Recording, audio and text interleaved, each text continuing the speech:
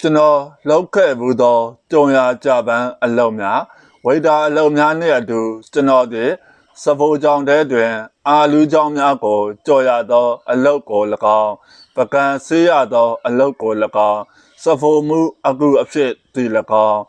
စတိုးဆိုင်များတွင်အယောင်းဝန်ထမ်းအဖြစ်၎င်းပွဲစည်းများတွင်ကလေးများစီသောစထားတွဲကားတွဲများမောင်းသည့်အလုတ်ကို၎င်းလောက်ခဲ့ဘူးလေသည်အာလူကြောင်များကိုကြော်သောအလုတ်မှာလွယ်မယောင်နှင့်အန်တရယ်များလာပေသည်စင်ကာပူနိုင်ငံရှိနာမည်ကြီးသောဆိုင်ခွဲပေါင်းများစွာရှိသည့်စားသောက်ဆိုင်ကြီးတစ်ခုတွင်အာလူကြောင်များကိုကြော်သည့်အလုတ်ကိုလောက်ခဲ့ဘူးလေသည်ကျမ်းပြင်မှခါအထိမြင့်မာသောစီပူကန်ကြီးထဲတွင်စီကိုထက်ကပွက်ပွက်ဆူအောင်လျှက်စစ်မိဖြင့်အပုပဲ၏စီပူသောအခါအစင်သက်လှီထားသောအာလူကြောင်များကိုစတီးဖြင့်ပြုလုပ်ထားသောစကားခွက်ထဲသို့ထက်ကကြော်ရ၏တတ်မှတ်ထားသောအချိန်စိတ်လျင်ထိုစကားခွက်ကိုစီပူကန်ထဲမှထက်ကစီစစ်ရ၏စီစစ်ပြီးသောအာလူကြော်များကိုစားမုံဖြင့်ဖြန်းပေးရ၏ထိုအခါစားသုံးရန်အသင့်ဖြစ်နေသောအာလူကြောင်ကြော်များကိုရလေသည်ထိုအာလူကြောင်ကြော်သည့်အလုံးမှာညနေ4 နာရီလောက်မှ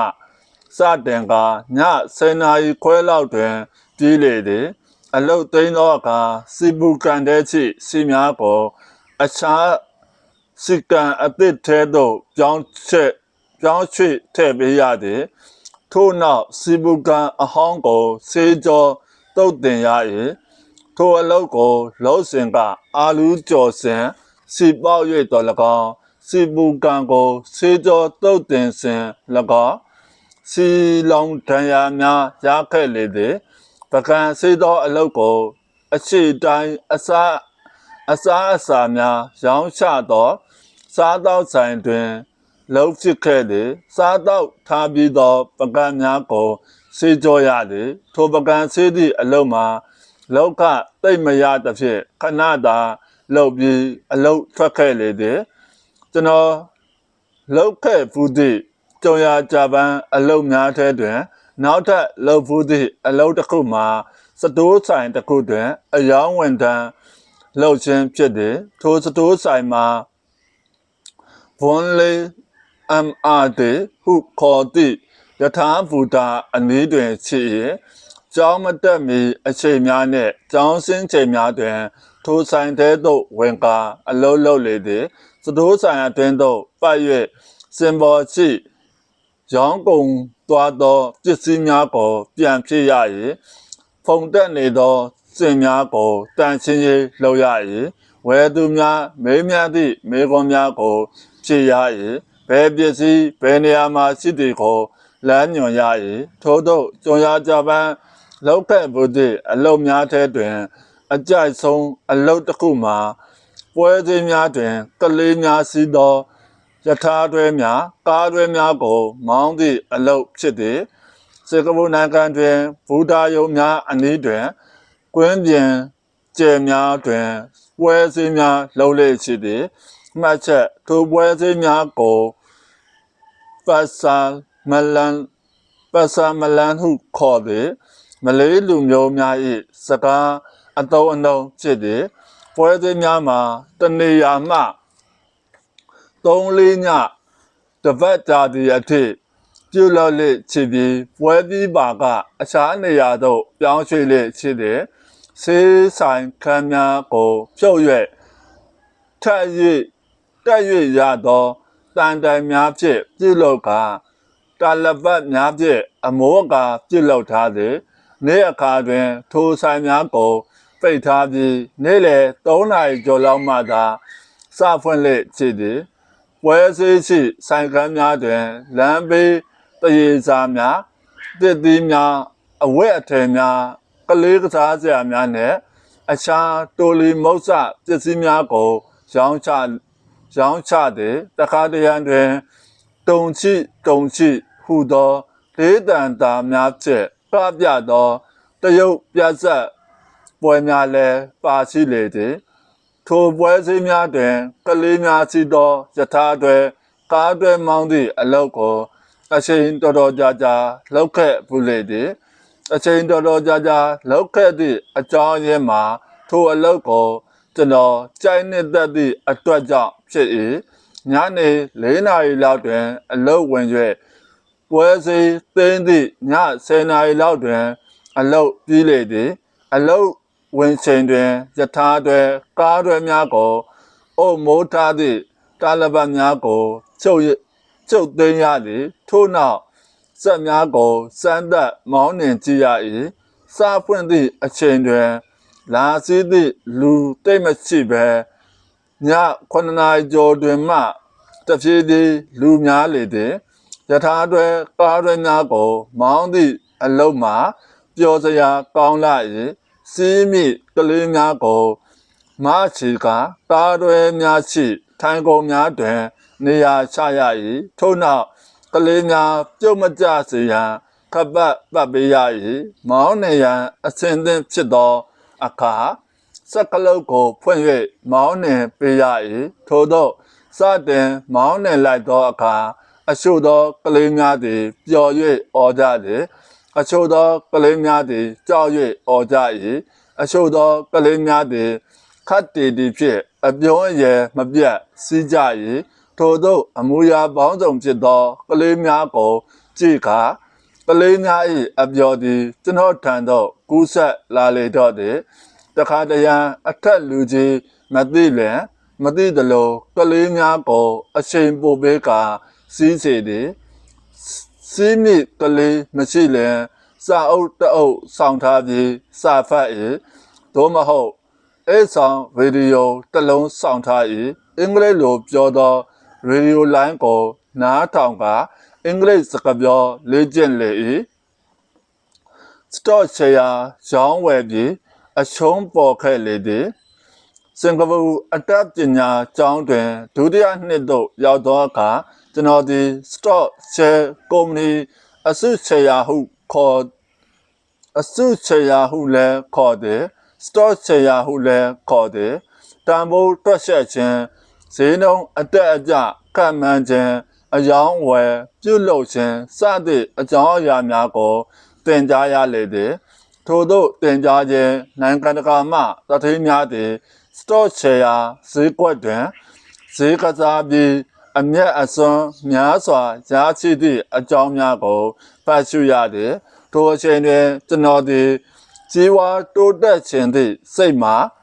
ပြင်းထန်နေသည်ဖြစ်ရာထိုပညာရပ်ကိုအလွန်စိတ်ဝင်စားသွားလေတော့သည်ကုမ္ပဏီတွင်ပုဂ္ဂလိကပိုင်ကုမ္ပဏီနှင့်အများပိုင်ကုမ္ပဏီဟူ၍နှစ်မျိုးရှိသည်စင်ကာပူနိုင်ငံတွင်ပုဂ္ဂလိကပိုင်ကုမ္ပဏီကိုအနည်းဆုံးလူတစ်ယောက်အများဆုံးလူအယောက်50ဖြင့်ဖွဲ့စည်းပိုင်ဆိုင်ခွင့်ရှိ၏ပုဂ္ဂလိကပိုင်ကုမ္ပဏီ၏အစုရှယ်ယာများကိုအများပြည်သူထံသို့ထုတ်ရောင်းချခွင့်မရှိပေအများပိုင်ကုမ္ပဏီများမှာမဟုတ်လူအယောက်50ကျော်မှစ၍အကန့်အသတ်မရှိဖွဲ့စည်းပိုင်ဆိုင်နိုင်တယ်အများပိုင်ကုမ္ပဏီ၏အစုရှယ်ယာများကိုအများပြည်သူတို့ရောင်းချနိုင်တယ်ထို့သောအစုရှယ်ယာများကိုအယောင်းအဝယ်ပြုလုပ်သောနေရာသို့ stock exchange ဟုခေါ်သည်ပုံမှန်အားဖြင့်နိုင်ငံတိုင်းတွင် stock exchange တစ်ခုစီရှိကြကာနိုင်ငံကြီးများတွင် stock exchange တစ်ခုထက်ပို၍ရှိလေသည်ဥပမာအားဖြင့်မြန်မာနိုင်ငံတွင်ရန်ကုန် stock exchange တစ်ခုသာရှိ၍အမေရိကန်နိုင်ငံတွင်နယူးယောက် stock exchange နှင့် NASDAQ ဟူ၍နှစ်ခုရှိသည်အိန္ဒိယနှင့်တရုတ်နိုင်ငံတို့တွင် stock exchange နှစ်ခုစီရှိကြသည်ထို stock exchange များတွင်အများပိုင်ကုမ္ပဏီများမှသူတို့ကုမ္ပဏီ၏အစုရှယ်ယာများကိုထုတ်ရောင်းခြင်း in the public operating ဟုခေါ်ဆိုသည်အတူက IPO ဟုခေါ်ဆိုသည်မြန်မာလိုကနဦးအစုရှယ်ယာထုတ်ရောင်းခြင်းဟုဘာသာပြန်နိုင်သည်ရန်ကုန် Stock Exchange ကို2015ခုနှစ်ဒီဇင်ဘာလ9ရက်နေ့တွင်စတင်ဖွင့်လှစ်ခဲ့ပြီးရှယ်ယာများရောင်းဝယ်ခြင်းကို2016ခုနှစ်မတ်လ25ရက်နေ့တွင်စတင်ခဲ့သည်ရန်ကုန် Stock Exchange တွင်အများပြည်သူများထံသို့အစုရှယ်ယာထုတ်ရောင်းထားသောကုမ္ပဏီများမှာ First Myanmar Investment FMI မြန်မာတီလဝါ SEZ zone နှင့်မြန်မာ Citizen Fund တို့ဖြစ်ကြသည်2016ခုနှစ်အောက်တိုဘာလစည်ရင်းများအရထိုပညာရပ်ကိုတင်ကြားရန်ကျွန်တော်သည်အစုချေရာဝယ်ရောင်းပြုလုပ်ခြင်းကိုအလွန်စိတ်ဝင်စားသွားလေသည်အားလက်သည့်အချိန်များတွင်ကျောင်းရှိစာကြည့်တိုက်သို့သွားပြီးထိုပညာရပ်နှင့်ပတ်သက်သည့်စာအုပ်များကိုဖတ်ရှုလေ့လာ၏စင်ကာပူနိုင်ငံရှိအစုချေရာဈေးကွက်စင်ကာပူ Stock Exchange အတူကောက် SGH အကြောင်းရေးသားထားသောဂျာနယ်များမဂ္ဂဇင်းများကိုဖတ်ရှု၏နားမလည်သည်များရှိပါကထိုဘာသာရပ်အားတင်ကြားပေးသောဆရာအားတွားရောက်မေးမြန်း၏အွန်လိုင်းပေါ်တွင် investment fund ရင်းနှီးမြှုပ်နှံမှုနှင့်ပတ်သက်သည့်စကားဝိုင်းများတွင်ဝင်ရောက်ဆွေးနွေး၏နေ့စဉ်နှင့်အမျှရှယ်ယာဈေးနှုန်းများကိုလေ့လာမှတ်သားသည်6လခန့်မျှအတော်အတန်လေ့လာပြီးသောအခါကျွန်တော်သည်ထိုအစုရှယ်ယာရောင်းဝယ်သည့်ဈေးကွက်ကိုကျွမ်းကျင်နားလည်ပြီးဟုသွေးနှစ်ထင်ရောက်လေသည်ပတ်စံအရနဲသည့်ကျုံရာဂျပန်အလုပ်များကိုမလုပ်တော့ပဲအစုရှယ်ယာရောင်းဝယ်သည့်အလုပ်ကိုသာလုပ်မည်ဟုယူသွမိုက်မဲစွာဆုံးဖြတ်ချက်ချလိုက်လေတော့သည်ထိုအချိန်တွင်ကျွန်တော်ထံ၌အလုပ်မျိုးစုံလုပ်၍စုဆောင်းထားသောစင်ကာပူဒေါ်လာ1500ခန့်ရှိလေ၏ထိုပတ်စံဖြင့်ကျွန်တော်သည်အစုရှယ်ယာရောင်းဝယ်သည့်အကောင့်တစ်ခုကိုဖွင့်လိုက်သည်စင်ကာပူနိုင်ငံတွင်အသက်18နှစ်ပြည့်ပြီးပါကအစုရှယ်ယာရောင်းဝယ်သည့်အကောင့်ကိုဖွင့်ကာရောင်းဝယ်မှုပြုလုပ်နိုင်သည်အစုရှယ်ယာရောင်းဝယ်မှုပြုလုပ်သည်မှာဈေးကစားသည့်နှင့်တူလေသည် share trading ဟုခေါ်သည်ဥပမာဈေးတက်မြင့်ထင်သောအစုရှယ်ယာတစ်ခုကို$1ဖြင့်ရှယ်ယာစုစုပေါင်း1000ဝယ်သည်ဆိုပါစို့$1အမြောက်1000ရှယ်ညီမျှခြင်း$1000ကျသင့်လေသည်အကြောင်းအမျိုးမျိုးကြောင့်ရှယ်ယာဈေးတက်ပါကပြန်ရောင်း၏ဥပမာ$1ဖြင့်ဝယ်ယူထားသောရှယ်ယာမှာ1.2 ဒေါ်လာ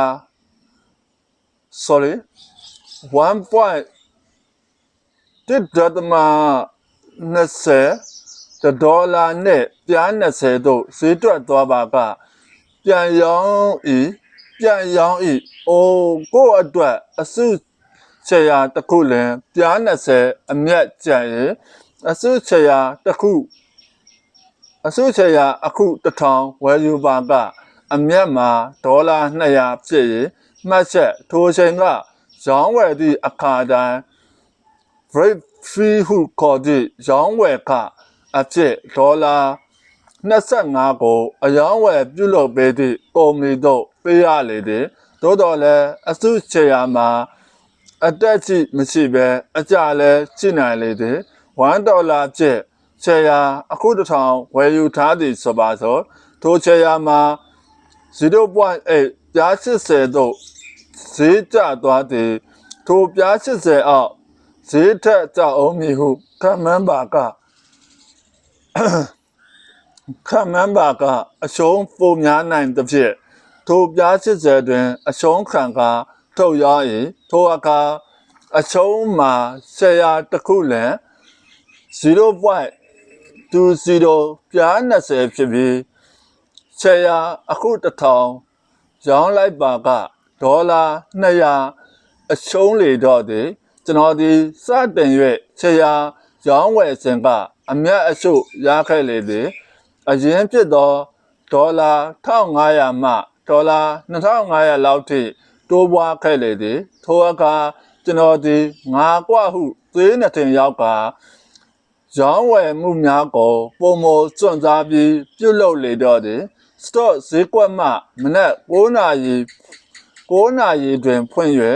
ညနေ9နာရီတွင်ပိတ်သည်စတော့ဈေးနှုန်းများမှာစက္ကန့်မိနစ်နှင့်အမျှပြောင်းလဲမှုရှိလေသည်ကျွန်တော်ဒီကြောင်းတက်ရန်စတော့ရောင်းဝယ်မှုများကိုပြုလုပ်သည်စတော့ဈေးနှုန်းများကြည့်ခြင်းရောင်းဝယ်မှုများပြုလုပ်ခြင်းကို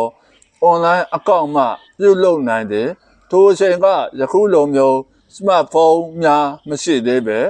online အသုံးပြုလိုပါက desktop computer ပေါ်မှသာလည်းပြုလုပ်နိုင်သည်ကျွန်တော်ဒီစာသင်ခန်းတစ်ခုနှင့်တစ်ခုကူးချိန်များတွင်၎င်းထမင်းစားချိန်များတွင်၎င်းစာသင်ချိန်မရှိချိန်များတွင်၎င်းကွန်ပျူတာအသုံးပြုခန်းသို့အပြေးလွှားသွားကာကျွန်တော်ဝယ်ထားသည့် stock share များ၏ဈေးနှုန်းကိုကြည့်လေသည်ဈေးတက်ပါကပြန်ရောင်းသည်ဈေးကျပါကဈေးတက်ပါစေဟုဆုတောင်း၏အမြတ်အနှဲငယ်ရရှိလာသောအခါကျွန်တော်အယောင်းဝယ်ပြုလုပ်သည့်နှုံးမှာခက်စိတ်လေးဖြစ်လာ၏တနင်္လာနေ့တွင်ဝယ်ထားသည့် stock များကိုဈေးတက်သဖြင့်ဗုဒ္ဓဟူးနေ့လောက်တွင်ပြန်ရောင်း၏တောက်ကြနေ့တွင်ဈေးပြန်ကျပါပြန်ဝယ်၏တခါတလေမနက်ပိုင်းဝယ်ပြီးညနေပိုင်းတွင်ဈေးတက်သဖြင့်ပြန်ရောင်းသည်မျိုးလည်းရှိလေ၏ထို့သောလောဘဖြင့်ရောင်းဝယ်မှုများကိုပုံမစွန့်စားကာပြုလုပ်သောအခါအမှားများကိုပြုလုပ်မိလေတော့သည်အယောင်းအဝယ်မပြုလုပ်သင့်သည့်စတော့များကိုပြုလုပ်မိလေသည်စတော့တစ်ခုဈေးကြပါကဘာကြောင့်ကြတယ်လဲဆိုသည်ကိုတေချာမလေ့လာပဲဈေးပြန်တက်မည်အထင်ဖြင့်ဝယ်လေသည်သို့တော်လည်းအခြေမခံသည့်ကုမ္ပဏီတို့၏စတော့ဈေးမှာကျပြင်းရင်ကျဖြစ်လေသည်ထိုအခါအရှုံးများတစ်ထက်များပြီးနောက်ဆုံးတွင်ကျွန်တော်၏အရင်ဖြစ်သောဒေါ်လာ1500ပင်မရှိတော့ပဲဒေါ်လာဂျာကနန်းလောက်သာကျန်တော့လေသည်နောက်ဆုံးတွင်ခါသီးသောဆုံးဖြတ်ချက်ကိုချကာစတော့ချေရာရောင်းဝယ်ခြင်းလောကမှအပြေးတိုင်ထွက်လိုက်လေတော့သည်